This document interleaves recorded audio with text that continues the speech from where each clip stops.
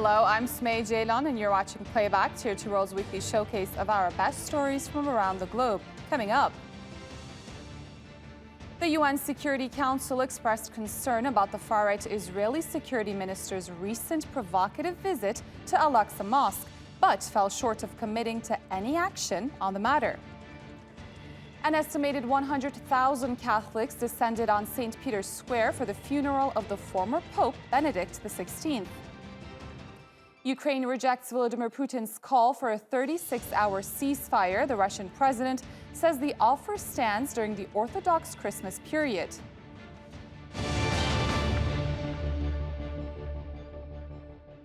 The UN Security Council has held an emergency meeting on the tensions surrounding an Israeli minister's visit to the Al-Aqsa Mosque compound in occupied East Jerusalem. Israel says it was a non-event, but some Security Council members have objected. On Tuesday, right-wing Israeli Minister Itamar Ben Gvir made an uninvited visit to the site. Mustafa Fatih Yavuz reports. Itamar Ben Gvir was upright and early on Tuesday to make good his promise to visit Al-Aqsa compound. There were conflicting reports on whether Prime Minister Netanyahu gave the green light for the visit late on Monday, after initially advising the security minister not to go. Ben Gvir's office reportedly informed Israeli police that he would enter the compound with the Prime Minister's permission. The Jewish Power Party leader visited Al-Aqsa for 13 minutes, under heavy security and with other right-wing Jews. The early morning visit timed to avoid a direct violent confrontation with Palestinians, but also to provoke them.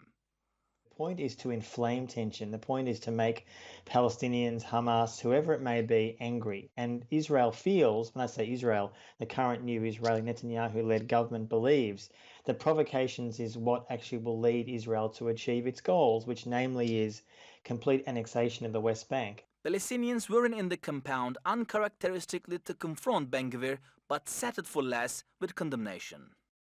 The storming of Al-Aqsa Mosque by the Israeli Minister Ben Gvir this morning is a dangerous challenge to the feelings of the Palestinian people, and we call on all our people who thwarted the Gates plot to comfort those raids that aim to turn the shrine into a Jewish temple, and this is a violation against all norms, values, agreements, international laws, and Israel's commitments to the American president. He's the first Israeli minister to visit the Al-Aqsa compound in 5 years. Hamas, who attacked Israel in 2021 for its violation at the Al-Aqsa compound, didn't pull the trigger this time, but condemned the move. It's clear that the current government members are more extreme than any previous one. Neither the US, the international community, nor the regional powers can stop the extremists of this government. Therefore, if this behavior continues, it will bring us all to a big conflict and a real battle on the ground. Ben Gvir was quick to respond to Hamas warnings. The government of Israel will not give in to an organization of murderers, to a despicable terrorist organization. The Temple Mount is the most important place for the people of Israel. The Temple Mount is open for everybody. Muslims come up here, Christians, and yes, also Jews. There were also international warnings about Ben Gvir's visit. Turkey, the United Arab Emirates, and Israel's Arab neighbor Jordan condemned the move. And the US stressed the importance of protecting the status quo of the mosque. Ben Gvir did what he promised to do and visited the compound early on Tuesday. The controversial move is also a sign that Netanyahu may have to be more amenable to further such acts to keep his government intact. Ben Gvir has hinted that he will continue to visit Al-Aqsa Mosque throughout the year. Mustafa Fatih, Tier 2 World, occupied East Jerusalem. The Catholic Church has said its final farewell to the late Pope Benedict XVI. The first pontiff in 600 years to resign from the post was celebrated and mourned in St. Peter's Square during a funeral led by the current Pope. Our correspondent Sarah Morris reports from the Vatican. For the last time, Pope Benedict XVI was in front of his flock. Tens of thousands of mourners watched on as his coffin was brought into St. Peter's Square. Clergy from around the world and a handful of heads of state joined the faithful in paying their last respects. The service was presided over by Pope Francis, the first time in hundreds of years a current pope had led the funeral for his predecessor. Gracious Father, we commend to your mercy Pope Emeritus Benedict, whom you made a successor of Peter and a shepherd of the Church, a fearless preacher of your word and a faithful minister of the divine mysteries.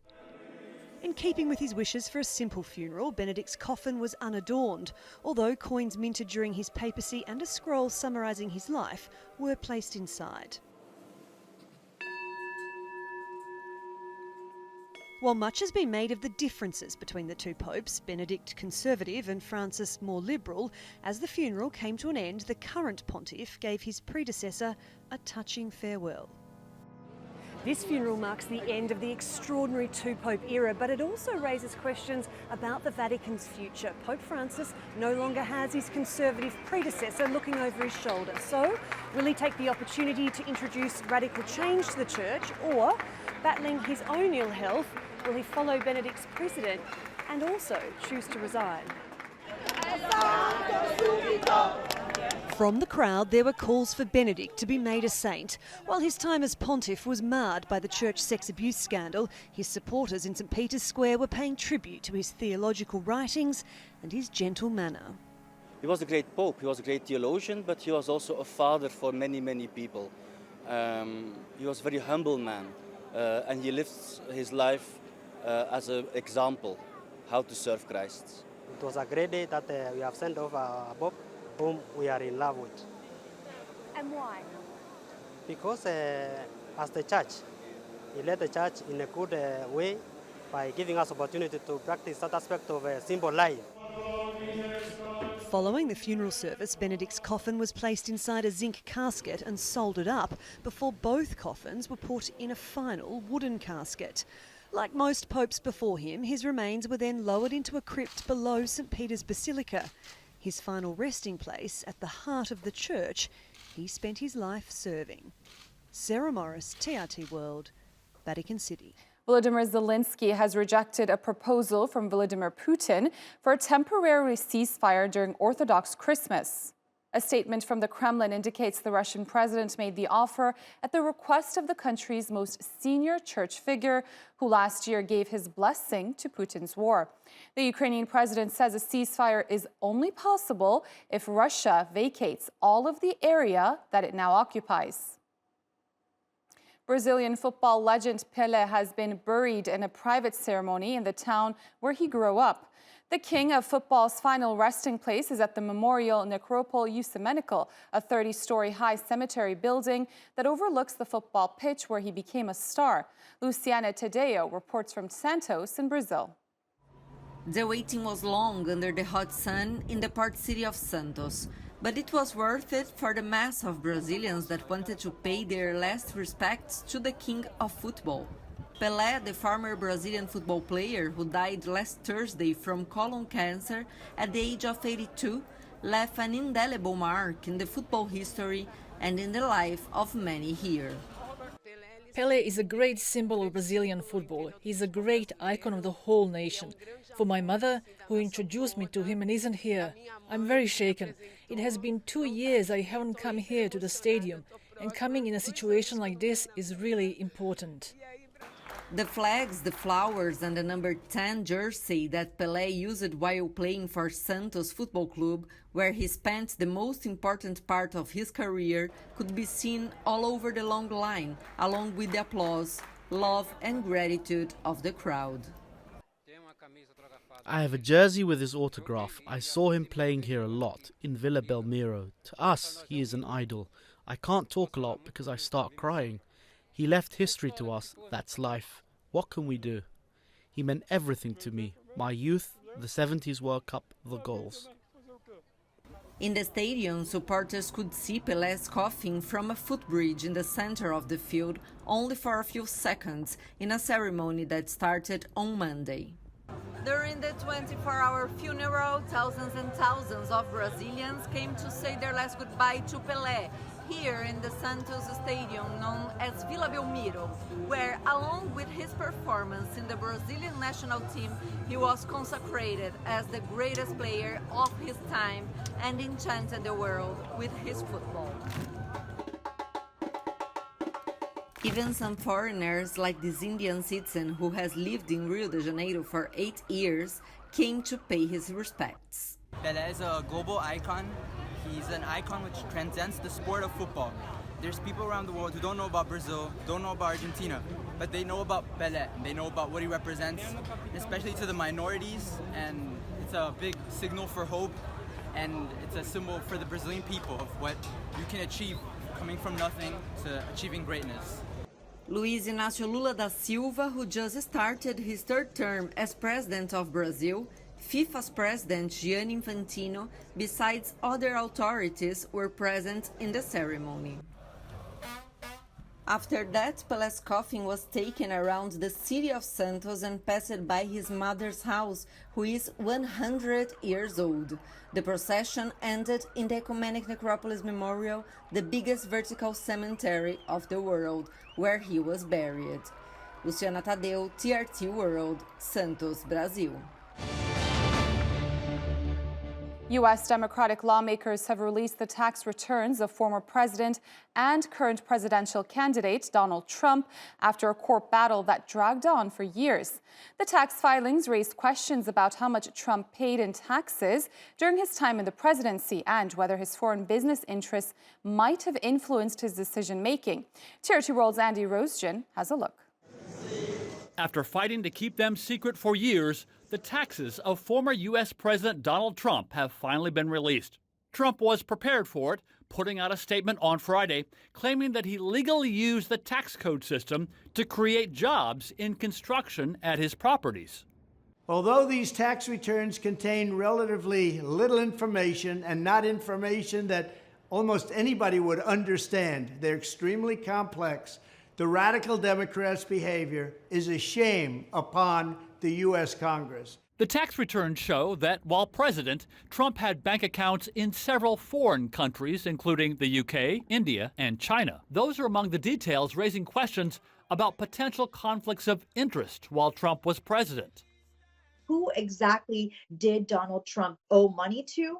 Who did he do business with in other countries? That they should not have entanglements with foreign actors that could potentially be hostile to the United States. The returns also show that Trump incurred big financial losses and that he used those losses through tax loopholes to pay little or no taxes between 2015 and 2020. He also steadily donated less to charity each year and did not donate his presidential salary in 2020. A promise he had kept in his first 3 years as president. The New York State Attorney General's office, which is investigating Trump for possible fraud in his business dealings, is likely taking a close look at what Trump claimed as charitable donations and whether those were valid. U.S. presidential candidates dating back to 1975 have released their tax returns to the public, but Trump refused. Never before in modern history, or even in our earlier history of this country, has a former president hid from the American public about himself, his finances so greatly. And it really begs the question, is what exactly was there to hide? Democrats said they wanted Trump's tax returns to figure out why the Internal Revenue Service did not audit his taxes once he became president, as is required. Republicans say once they take control of the U.S. House of Representatives next week, they'll be open to investigating President Joe Biden and his family for their financial dealings. Andy Rosegen, TRT World, Washington. Brazil's newly inaugurated president has vowed to turn his country into a green superpower. Luiz Inácio Lula da Silva has taken office for a third time during an often emotional swearing-in ceremony. Lula promised to rebuild the nation after what he called one of the worst periods in Brazilian history. Melinda Nusufora has more. It looked more like a music festival than a political formality. But Brazil's newly appointed president says his country has a lot to celebrate. Undoubtedly, the last few years have been one of the worst periods in our history, an era of shadows, doubts, and lots of suffering. But this nightmare came to an end with the sovereign vote in the most important election since our country's return to democracy. Luiz Inácio Lula da Silva triumphantly paraded through the streets of the capital, Brasilia, to be sworn in front of tens of thousands of supporters. Democracy exists in the people, so we're all here to show that democracy is not going to die. We're rebuilding it. The handing over of the presidential sash from one leader to the next is a hugely symbolic part of the ceremony. But Lula's predecessor, Jair Bolsonaro, is yet to officially concede defeat and refuse to take part.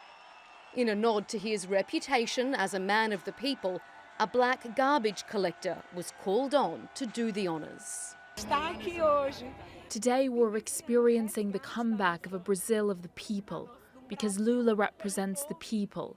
It's beautiful and touching. The 77-year-old has promised to reverse many Bolsonaro-era policies, pledging to restore environmental protections for the Amazon rainforest and tighten gun laws. His 37-member cabinet features prominent Indigenous and environmental activists. At the doors of butcher shops, people queued looking for bones to alleviate their hunger, and at the same time, other people queued to buy imported cars and private jets. A social gap like this is an obstacle to the construction of a truly just and democratic society and a prosperous and modern economy. Lula famously pulled millions of his countrymen out of poverty once and has vowed to do it again. Melinda Nusafora, TRT World.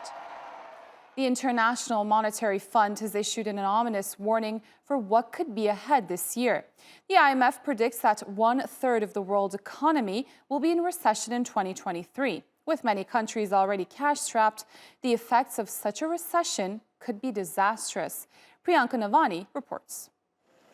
2022 was a tough year for the global economy, but according to the IMF, 2023 is likely to be even worse. According to Chief Kristalina Georgieva, the group expects 1/3 of the world economy to be in recession in the new year. The prediction was made in part by forecasts that suggest the powerhouse economies of the US, EU, and China will all shrink in 2023 as a result of inflation and rising energy costs caused by the Russia-Ukraine war, and, in China, a botched removal of anti-COVID policies that has seen cases soaring and travel restrictions reimposed. The contraction isn't expected to be as steep as the one in 2020 with all the lockdowns happening all around the world. But I think the key difference here is, back in 2020, central banks were rushing to send rates to record lows, whereas this time around, central banks are in a rush to hike interest rates. And that's why we are seeing the kind of economic damage that these central banks want to see, hence the expectations for a recession this year. But analysts and the IMF aren't just warning against a recession within traditionally strong economies, but also smaller, vulnerable ones that are particularly sensitive to market shifts like this one.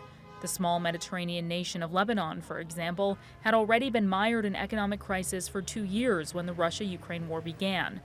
But things worsened tenfold in February, when cooking oil and wheat became largely unavailable and black markets developed for basics like bread. A carton of eggs now costs 100,000 Lebanese pounds, but we still go and buy it. The more demand increases, the more they corner us. Based on the IMF's forecast, the strength of the US dollar and soaring interest costs will only make life in places like Lebanon harder in 2023, and they will have to prepare for the worst, despite already being more desperate than ever. Priyanka Navani, TRT World. Croatia has been a member of the European Union since 2013, but it's become the first country in 11 years to join both the Eurozone and the Schengen area. That means the euro will be the main currency over the Croatian kuna, and passport-free travel on its land and sea borders between other Schengen nations will be permitted. Senal Saylan reports. In Croatia, it's New Year, New Zone. The country is now a member of the Schengen bloc, allowing for borderless access to the 26 other Schengen nations. We've opened the door to Europe without borders. Tonight we celebrate a new day, a new year, a new Europe with Croatia in Schengen. This means a lot to me, this passage, since I have been passing through here for many years as a professional driver in various directions through Slovenia and beyond. Since I waited a lot and was bothered, now it's something else. It will be much better. There will be no waiting, and I'm very glad that it was done. Entry to the Schengen zone won't mean the end of challenges for Croatia. Borders with non-Schengen nations will remain, including those that constitute the European nation's longest external land border, the guarding of which is fundamental to Europe's struggle with illegal immigration. But officials hope that becoming a Schengen member and, in a separate move, bidding farewell to the Croatian kuna and adopting the euro will provide a much-needed economic boost. I believe we achieved not only a major foreign policy priority, but also a strategic national goal, and it will have a transformative impact on our economy, and it will be very tangible for our citizens.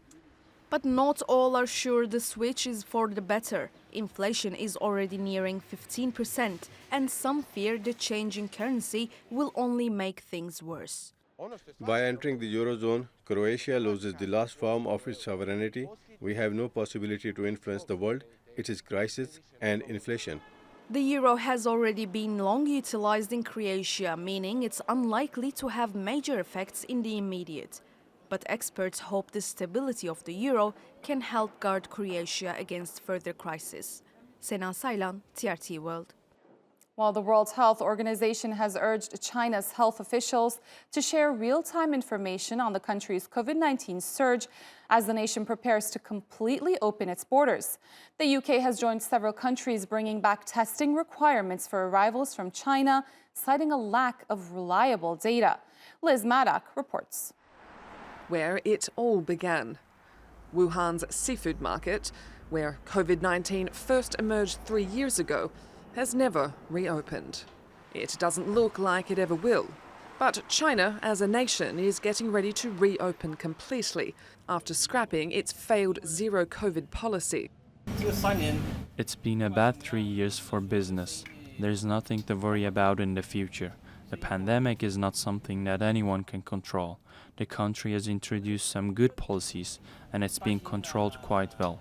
But as for the new year, it's hard to predict. With quarantine rules scheduled to end in about a week, people are on the move again.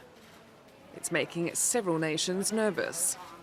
The UK is the latest to impose a mandatory PCR test for arrivals from China.